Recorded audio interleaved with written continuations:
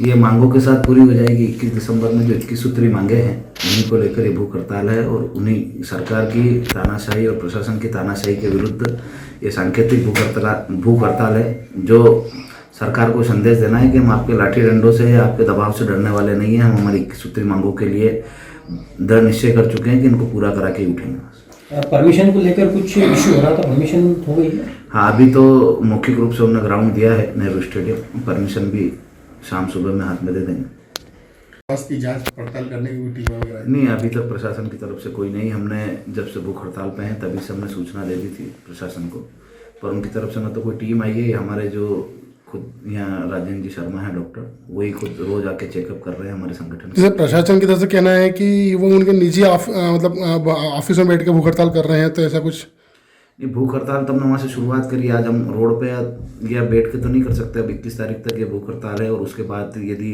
सरकार हमारी मांगे नहीं मानती है तो वहाँ से भी आगे चलेगी। प्रशासन की तो जवाबदारी है ना, उनको चेक तो करना चाहिए कि भूख हड़ताल पे व्यक्ति है कि नहीं। यदि हमने भूख हड़ताल की घोषणा करी है तो प्रशासन को इतनी तकलीफ नहीं आना चाहिए। हमारे ऑफिस पे आने से उनकी कोई रोका टोकी नहीं है, नहीं उनको यहाँ जांच करने से कोई तकलीफ नहीं। यदि वो आके जांच करेंगे तो दूध का दूध और पानी का पानी हो जाएगा कि हम घर पे बैठ के भी सही में भूख हड़ताल पे हैं कि नहीं। उसका कुछ बताया आप थोड़ा बहुत? हाँ, 21 दिसंबर को सभी जिलों से सभी समाज के लोग आ रहे हैं और आपके मीडिया माध्यम से भी मैं कहना चाहता हूँ कि जब हम सर्व समाज की बात कर रहे हैं, सर्व समाज की मांगे हैं, तो सर्व समाज से आह्वान करेंगे कि आपकी उपस्थिति हमको मजबूती देगी और आगे लड़ने के लिए प्रोत्साहित करेगी कि हाँ, हमको आगे लड़ना है। आपकी क्या अनुमान है कि क्या तक संख्या में पब्लिक पहुंच सकती है वहां तक? जितनी भी आएगी ऐतिहासिक होगी। अभी तक जितने भी करने से भोपाल से ज़्यादा प्रधान में कार्यक्रम हुए हैं, हक और न्याय के लिए हुए हैं और सभी समाज के हक और न्याय के लिए हैं। तो भोपाल हम किसी से कंपैरिजन करने के लिए ना तो कार्यक्रम कर रहे हैं, नहीं हमारा उद्देश्य है हमारी मांगों को पूरा कराना। और जितने भी हमारी 21 सूत्री मांगों से सहमत है सभी पहुंचेंगे और वो इतिहास में दर्ज होगा। ये जनहितैषी मुद्दे हैं टोटल? जी, इसमें जनहितैषी मुद्दे हैं और सभी लोगों के हक अधिकारों की लड़ाई। हम अन्याय के विरुद्ध लड़ रहे हैं। जिस प्रकार से सरकार अन्याय कर रही है उस अन्याय के विरुद्ध है। आंदोलन सब राजनीति से प्रेरित नहीं, ये राजनीति से प्रेरित नहीं है, ये आम जनों से प्रेरित है। आम जनों की समस्याओं को हमने समझा और उसको उन मुद्दों में शामिल कर। आपकी आह्वान पे जो लोग वहाँ पहुँचेंगे, शासन प्रशासन उन लोगों को बीच में रास्ते में रोकने का या वहाँ तक सभा स्थल तक नहीं पहुँचने देने का प्रयास करेंगे। हम हमारा प्रयास करेंगे कि सभी लोग वहाँ तक पहुँचे। अब उनका काम है, यदि लोकतांत्रिक आंदोलन को तोड़ना या उनकी तानाशाही को फिर लोगों के सामने ले जाना, तो हम भी यही चाहते हैं कि सरकार की और प्रशासन की जो तानाशाही है लोगों तक पहुँचे, आम जनों तक पहुँचे, ताकि वो निर्णय ले सके विधानसभा चुनाव। आपकी 21 मांगों में मुख्य रूप से कौन सी मांग है जिन पर आप डटे रहेंगे कि ये पूरी होगी तो ही हम? नहीं, हमारी सारी मांगे जो है वो प्रमुख है, आम जनों के हित की। हम तो सरकार से आग्रह कर रहे हैं बार बार कि जो आपके दायरे में आती है उनको आप पूरा करिए, आप उनको समझिए, हमसे संवाद करिए। पर ना तो सरकार संवाद करना चाहती, ना उनको पूरा करना चाहती। यदि वो बैठ के कोई भी रास्ता निकालेंगे वहाँ आकर और वो जितनी मांगों को पूरा कर सकते हैं उन पे हमारी सहमति बनेगी तो जरूर ये आंदोलन समाप्त होगा। आपने वहां पर किसको बुलाने के लिए मांग रखी है? मुख्यमंत्री वहां आएंगे, सरकार के साथ कोई बड़ा नुमाइंदा? हमारे लिए तो कोई बड़ा छोटा नहीं है। कोई भी व्यक्ति जो हमारी मांगों को पूरा करने में सक्षम हो, जिसके दायरे में आता हो कि हाँ ये मांगे पूरी कर सकता है, वो व्यक्ति आए। वो व्यक्ति नहीं आए जिसके हाथ में कुछ नहीं। हम तो चाहते हैं कि जो भी व्यक्ति उनको पूरा कर सके वो आए और उनको पूरा करे। या प्रशासन से? हम दोनों से मांग कर रहे हैं, पर हमारी जो मांग है वो शासन से।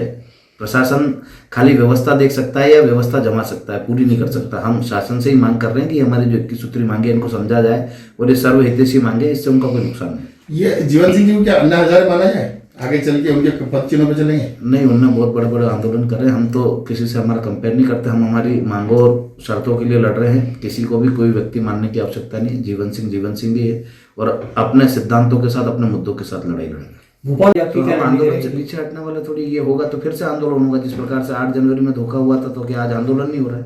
वापिस से आंदोलन होगा। और इस बार हम स्पष्ट रूप से पूरी तरीके से हमारी जो विजन है वो कंप्लीट है कि यदि सरकार हमारी बातों को मानती है, पूरा करती है और यदि वो बातें पूरी होती है तो हम उनके साथ है, नहीं होती है तो जो भी निर्णय लेना होगा सामूहिक रूप से हम निर्णय लेंगे और उस निर्णय के रूप में आगे बढ़ेंगे। वह अभी तो फिलहाल जैसे 21 दिसंबर 1 दिवसीय आंदोलन है, अगर मांगे पूरी नहीं होती तो लगातार जारी रहेगा ये?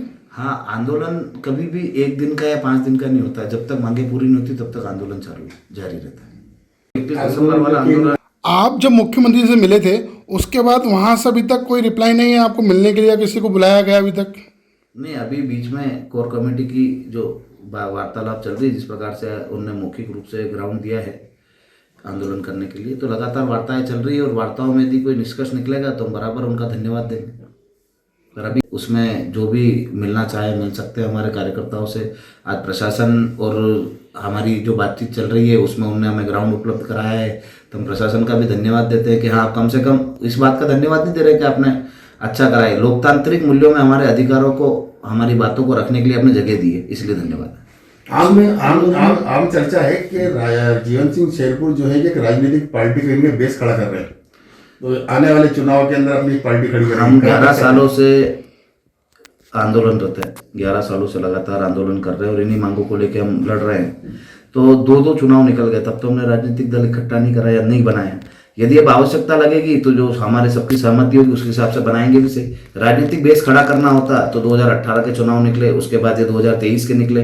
हम राजनीतिक बेस खड़ा कर सकते थे और उसको साकार भी कर सकते थे, पर ये सारी भ्रामक चीजें हैं, ऐसी फैलाई जाती है राजनीतिक दलों द्वारा, वो फैलती रहेगी। और जिन लोगों को हम पे विश्वास है वो हमारे साथ आएंगे, और जिनको विश्वास नहीं उनको हम विश्वास दिलाएंगे कि हमारी लड़ाई जो है ये 21 सूत्री मांगों की है, और इसके बाद भी सरकार नहीं सुनेगी तो राजनीतिक दल बनाना कोई गैर कानूनी काम नहीं है, ये तो संवैधानिक अधिकार है। कोई भी व्यक्ति दल बना के चुनाव लड़ सकता है, और हमें जरूरत पड़ी तो हम सबके सामने ही बोलेंगे कि हाँ, हम दल बना रहे हैं और चुनाव लड़ रहे हैं। कि भूख हड़ताल का आज 5वां दिन है, तो आप अपने स्वास्थ्य के वजह से आपके स्वास्थ्य में क्या परिवर्तन आया कुछ? हाँ, जो भूख हड़ताल में आमतौर पर जो चीज़ें होती है, जैसे वेट जो गिरना है तो थोड़ा बहुत वजन गिरा है, 5-1 किलो के आसपास वजन डाउन हुआ है 5 दिनों में, तो वो एक रूटीन प्रोसेस। आप शुगर पेशेंट भी हैं, तो उसको लेके आपको क्या समस्या का सामना करना पड़ रहा है?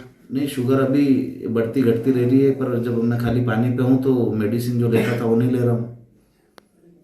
और कई ऐसे क्रांतिकारी जिन्होंने लंबे समय तक भूख हड़ताल करके भी तानाशाही सरकारों के खिलाफ, अंग्रेजों के खिलाफ भूख हड़ताल करी थी और अपनी बातों को मनवाने के लिए अडिग रहे थे, वैसे ही हमारा प्रयास है, हम उनको फॉलो करते हैं, हम उनको मानते हैं। तो हमारा भी यही प्रयास है कि जो आज की जो व्यवस्था है उसके विरुद्ध भी भूख हड़ताल करके हम अपनी बात को मनवा सकते हैं। हमें हिंसक होने की जरूरत नहीं, हमें लोकतांत्रिक तरीके से यदि लड़ाई लड़नी है तो उसमें भूख हड़ताल ही एक ऑप्शन है, जिस प्रकार से हम खुद को तकलीफ दे के सरकार के सामने अपनी बात रख सकते हैं।